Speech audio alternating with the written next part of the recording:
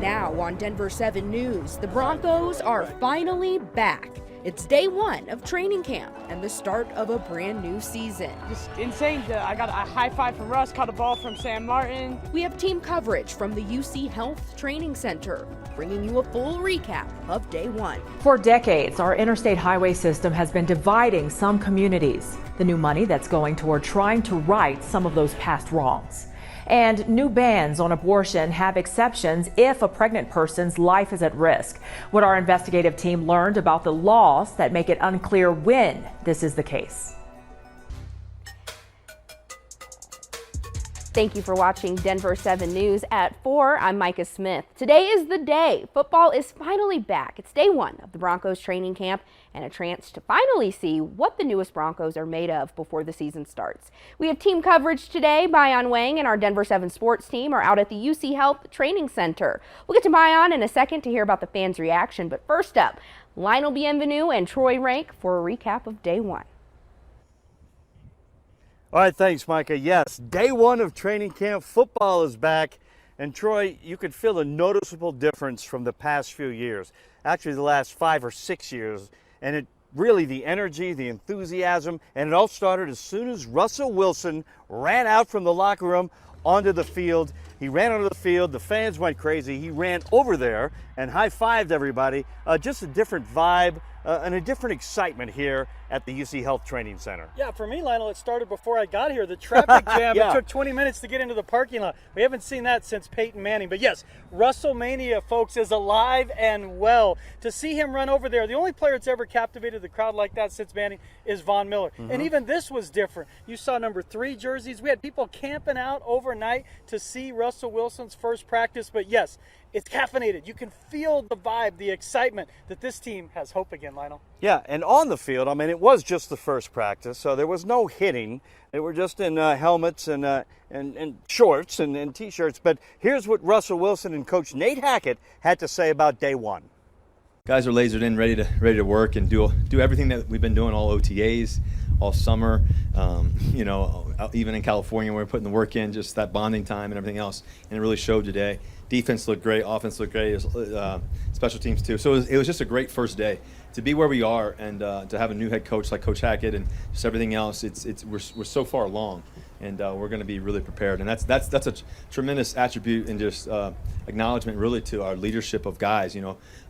Justin Simmons, K-Jack, just so many other guys. We got a championship caliber football team, and we're excited about that. And so I think the exciting part about it is that.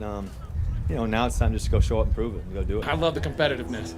I mean, it's funny. It's like as clean of a touchdown as it might be, there's people still saying it's not a touchdown. And if we think it is a touchdown, people doing everything they can to say it's not. So, I mean, that's what you want and that's what you love. So I think it's great, especially on day one.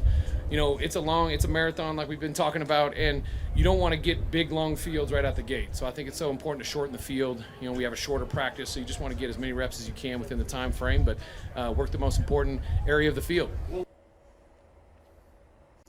All right, it's just day one, but you heard Russell Wilson say he believes they have a championship caliber team, Troy.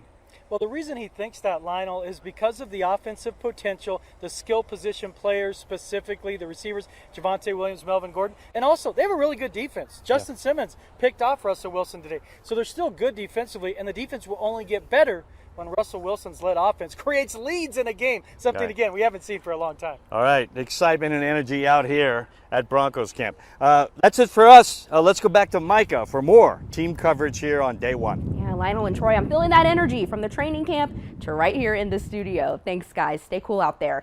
Now let's get over to Denver 7's Bayan Wang, who spoke with some of the fans out at practice today. Bayan, some of the fans camped out all night to see the Broncos today, so needless to say, they are excited. Oh, you better believe it. We're talking hundreds of fans that came out here today. Hundreds of them just super excited to see the Broncos practice for the first time together today and really to just get a glimpse at what Russell Wilson is like on the field. I know Lionel showed us some video on when Wilson first entered the field. I want to show it to you again. Here's some video from earlier. Here he is taking the field, just showing what a great guy he is and just greets all the fans before practice starts.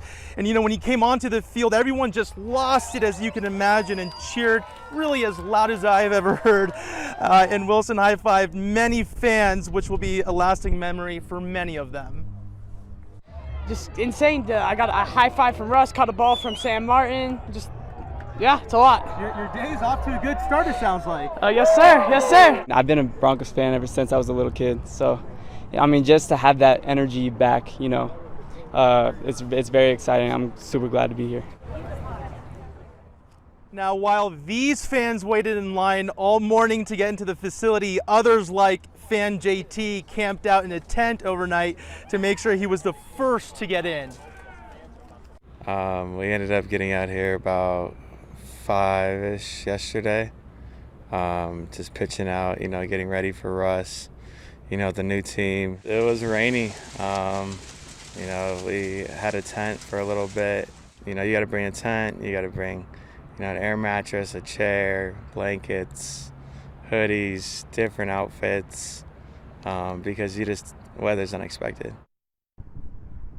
I bet you he wasn't expecting those storms. Now we're going to have a lot more excitement coming up at 5 and a lot more fan reactions coming your way. Back to you, Micah. Thank you, Bion. Camping out overnight, that is true fandom. Stay with us throughout the evening for more coverage out of Dove Valley. We'll have much more on the Broncos training camp coming up on Denver 7 News at 5 and at 6. Small businesses play an important role in our economy, accounting for nearly 44% of national economic activity. Nearly 90% of small businesses say they're worried right now about the impact of inflation. Nearly half in a different survey say this, along with high gas prices, are the top threats to their business. While many of us don't have extra money to spend right now, we can make an impact just by where we choose to spend your money. I've noticed working with local businesses is actually more convenient in most cases than working with big box retailers or doing something online, because they're right there. It's available. They figured out how to make it seamless. You have a personal interaction. He works with tens of thousands of small businesses through a technology platform. It found just over 7 in 10 owners say they're feeling burned out from the pandemic's impact on their business. But small businesses are finding ways to be more efficient with fewer employees. Some have turned to technology and are using more text and web chats for communicating with customers. Even in an economic downturn, experience still trumps price for consumers. This has been true in pretty much every survey that small business institutions have done. Experience matters. It matters the most. He says leaving a review for a small business may be more important than ever right now. There's still $180 million in COVID relief funding that could be going to small business owners. That's what a report finds from the Government Accountability Office. In a letter today, the National Restaurant Association is calling on the Small Business Administration to release that money. It says more than 150,000 eligible applicants never got initial funding. The association says the money could help save several restaurants that are struggling right now. Meanwhile, the Treasury Department is hoping changes to COVID relief fund rules will boost supply of affordable housing. Governments will now be able to use the state and local fiscal relief fund program to finance long-term housing project loans and make it easier to develop affordable housing. The department released guidance today on how states can go about this. $350 billion will be available nationwide.